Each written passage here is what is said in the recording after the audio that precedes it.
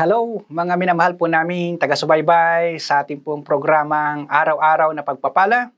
Muli, in behalf po sa pamunuan ng ating Church Jesus Christ Saves Global Outreach, sa pangunguna po ni Bishop Jane, Pastora Vicky, our dear senior pastors, at sa lahat ng mga kapastoran sa ating pong church, ay bumabati po sa bawat isa ng isang maligaya at masigabo, masaganang bagong taong 2021 sa bawat isa sa atin. Nawa ang pagtahak natin ngayong 2021 ay patuloy natin nararanasan ang masaganang pagpapala at pagtatagumpay na pangako ng ating Diyos na buhay. So, bago po tayo magpatuloy sa ating pong programang ito, pwede ko ba kayong pangunahan mo sa maikling panalangin? Tayo po'y manalangin. Ama, dakilang Diyos, salamat po ng marami sa katauhan ng iyong bugtong nanak, Panginoong Yesus, sa kapangyarihan ng Santong Espiritu. Patuloy kaming humihingi ng gabay at patnubay sa aming pong pagpakikinig at pag-aaral muli ng iyong salita. Salamat po ng marami, Holy Spirit, sa pangunguna niyo po sa aming pong pag-aaral ng iyong salita. Salamat po. Sa pangalan ni Jesus, Amen and Amen. Okay, so mga minamahal po naming kapamilya, kapuso at kapatid na patuloy na tumutunghay sa programang ito ng Araw-Araw na Pagpapala, isa po muling kagalakan na makapagbahagi po ng mga pangako ng Diyos dahil napakahalaga po ngayong pagpapasimula ng paglakad muli natin ngayong 2021 ay meron po tayong malinaw na daladalang pangako ng Panginoon na siyang magdadala sa atin at magsustain sa atin at magbibigay ng assurance sa atin na itong paglakad muli natin ngayong 2021, especially po sa ating pagpapasimula, ay siguradong tayo po ay pagtatagumpayin at pasasaganahin muli ng ating Panginoon. Alam niyo ho ba, meron pong isang napakagandang pangako po ng ating Diyos na ating po matatagpuan sa aklat po ng Joshua chapter 1. Alam niyo po ba, si Joshua po ay isa pong patuloy na naglilingkod at tapat na naglilingkod sa Panginoon at isa pong magandang ibinigay ng Diyos sa kanya na pwede niyang panghawakan para sa kanyang pagpapasimula ng kanyang pagtahak bilang isang lingkod ng Diyos ay kanya pong natanggap mula sa Panginoon. At ito pong salitang ito ay 3 beses pong inulit-ulit ng Panginoon dahil alam ng Diyos na itong pagsulong ni Joshua sa kanyang panibagong responsibilidad na tinanggap mula sa Panginoon ay kailangan po niya ng pagtulong ng Panginoon. So, makikita po natin yung salitang 3 beses na inulit ng Panginoon. Kaya, inulit ng 3 beses ng Panginoon yon kasi meron siyang gustong i-emphasize kay Joshua para sa ganon, sigurado na yung paglakad niya ng kanyang buhay that time ay siguradong maranasan yung pagtatagumpay at pagsagana. Dahil si Joshua that time ay meron po siyang panibagong responsibilidad ang pangunahan ang buong Israel para i-conquer yung kanilang promised land. The same thing ang sinasabi ng Diyos sa atin ngayon. Napakahalaga na meron po tayong malinaw na words of wisdom, words of encouragement na mula sa Panginoon na siya po natin daladala sa pagpapasimula ng ating taon ngayong 2020 dahil sinisigurado ng Diyos along the way sa ating pong paglakad ngayong 2021 ay of course kasama po dyan maraming challenges po. Kaya napakahalaga po itong word na to na huwag po natin babaliwalain at huwag po natin kakalimutan. So ano po yung word na yon na 3 beses na inulit-ulit ng Panginoon kay Joshua na siya din naman gustong ipaunawa ng Lord sa buhay ng bawat sa atin. Ito po yung matutunan po natin sa Joshua chapter 1 verse 6, 7, at saka 9. So, the same word po yung sinasabi ng Panginoon doon. Ano po yung sinasabi niya doon? Ito po be strong and courageous because you will lead these people to inherit the land. So, yun po yung sinabi niya sa verse 6. And then, inulit niya sa verse 7. Ang sabi niya sa verse 7, be strong and very courageous. So, inulit po niya at mas lalo pa niyang diniinan ulit na kailangan magpakatapang at magpakalakas ng loob. Be careful to obey all the law my servant Moses gave you. Do not turn to the right or to the left, that you may be successful wherever you go. And verse 9, inulit niya ulit, sabi niya rito, have I not commanded you, be strong and courageous. Do not be afraid. Do not be discouraged, for the Lord your God will be with you wherever you go. So, malinaw, 3 beses na binigyang diin ng Panginoon kay Joshua itong mga katagang ito na mula sa Panginoon dahil alam ng Panginoon along the way mula sa kanyang pagpapasimula ng kanyang journey bilang leader ng mga Israelite that time ay marami po siyang mararasang challenges. So, the same thing sa atin, gusto ng Lord na itong pagpapasimula natin ngayong 2021, nawa makita ng Diyos yung tunay na lakas ng loob at katatagan, katapangan sa pagsunod sa Panginoon. Okay? So, bakit kailangan natin maging malakas at matatag sa taong ito? 3 bagay po ang gusto ko pong iwan sa inyo. Number 1,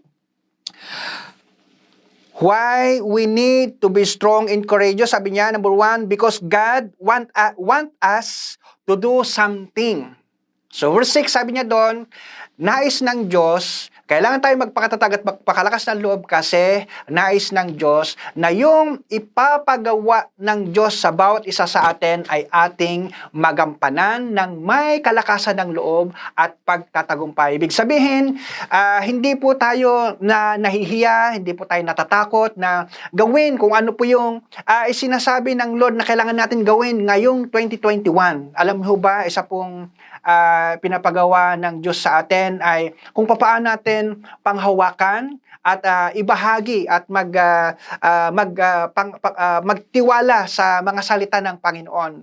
So, alam naman po natin na maraming mga pagkakataon na nahiya tayo o nawawalan tayo ng lakas ng loob na isagawa ang salita niya. Yung mga pinapagawa ng Panginoon sa atin. Kaya sinasabi ng Lord, be strong and be of good courage. Dahil ako'y naniniwala, may magandang ipapagawa ng Diyos sa bawat sa atin. Number 2, sabi niya, bakit kailangan tayo maging strong and courageous? Number 2, because it is needful in following God's word. Ano ibig sabihin nito? Napakahalaga magkaroon tayo ng paninindigan sa pagsunod sa kung anong sinasabi ng Lord sa atin. Naalala ko yung madalas na sinasabi po ng ating senior pastora every time na siya ay nagpipreach, maging ang ating minamahal na bishop, yung mga katagang to, kung ayaw ni Lord at gusto mo, ano gagawin mo? Dapat ayaw na rin natin. Kung gusto ni Lord at ayaw mo, dapat, ano gagawin mo? Gusto na rin dapat natin. So, yun po yung mga simpleng sinasabi niya na kailangan matuto tayong manindigan kung ano po ang sinasabi ng Diyos sa atin. Especially po this year. Ayaw ng Diyos na yung kanyang mga salita na naririnig natin, na nais niyang isagawa natin ay makompromiso. Lalo na po itong panahon natin, napakarami pong mga bagay-bagay pwedeng mag-compromise sa salita ng Panginoon. Pero sinasabi ng Lord, kung ano sinabi niya, dapat yun din ang matapang at malakas natin ng loob na ginagawa. Maliwanag po ba, mga minamahal ko pong mga taga-subaybay? And lastly, bakit kailangan tayong maging matatag at matapang? Because God is with us. Ito po yung isang tandaan natin. Mula sa araw na ito o sa pagsimula nung taong 2021, January 1, hanggang matapos itong taon na to, kung malakas at matapang mong paninindigan na ikaw ay sasamahan ng Diyos, hindi Kanya iiwan at pababayaan man. Saan natin makita yan? Doon po sa verse 9. So ulitin ko po, have I not commanded you? Be strong and courageous. Do not be afraid. Do not be discouraged, for the Lord your God will be with you wherever you go. So, yung napakagandang pangako po ng Diyos sa atin ngayong 2021, kung patuloy natin pagtitiwala ng Panginoon at patuloy na paghariin sa buhay natin, sinisigurado ng Diyos, hindi tayo iiwan, ipababayaan man, kahit saan man tayo pumadako, pumaroon, itong ngayong 2021. So, sa araw na ito, mga minamahal kong mga nakasubaybay, nais ko pong i-challenge ang bawat sa atin, especially po kung kayo po ay medyo nalalabuan. Kung feeling nyo ba, kasama nyo po ba si Lord, or malabo po sa inyong mga sariling paniniwala at pagtanggap. So, pangungunahan ko po kayo para siguradong ang pagsama ng Diyos sa atin ngayong 2021 ay sigurado. At kapag kasama natin ang Panginoon, yung hinahanap-hanap natin na lakas ng loob at katatagan sa buhay na to, patuloy natin mararanasan. So kung handa ka na, mga minamahal kong mga nakikinig ngayon, sumunod ka sa maikling panalangin to para tayo po ay humingi ng katatagan at kalakasan ng loob mula sa Panginoon. At the same time, paghariin natin sa ating buhay. Okay? So sige po, tayo po ay manalangin. Sumunod po kayo. Ama, dakilang Diyos, nagpapasalamat po kami sa araw na ito na kami po ay kinausap mo upang magkaroon ng kalakasan, katatagan, kalakasan ng loob sa buhay na ito, especially po sa pagpapasimula ng aming paglakad ngayong 2021. Panginoon, para maranasan namin yung kalakasan, katapangan at katatagan ng loob sa buhay na ito, kailangan ko pong maghari ka sa buhay ko, Panginoong Yesus, na siyang source ng lahat ng aking kailangan sa buhay na ito. Panginoon, patawarin mo ako sa aking mga kasalanan. At mula sa araw na ito, Panginoon, tinatanggap ko ang katatagan, kalakasan ng loob na pangako mo sa buhay na ito. Salamat po. Sa pangalan ni Jesus, amen and amen. So, nais ko rin pong idalangin ang mga nakakaranas po, maaring yung iba sa atin, nag-aalala, natatakot. Hayaan nyo po na idalangin ko rin po kayo sa maikling panalangin. Ama, dakilang Diyos, pagpalain mo po ang lahat ng nakikinig ngayon na nagkakaroon ng pag-aalala, pangamba o takot sa kanilang kinakaharap ngayong 2021.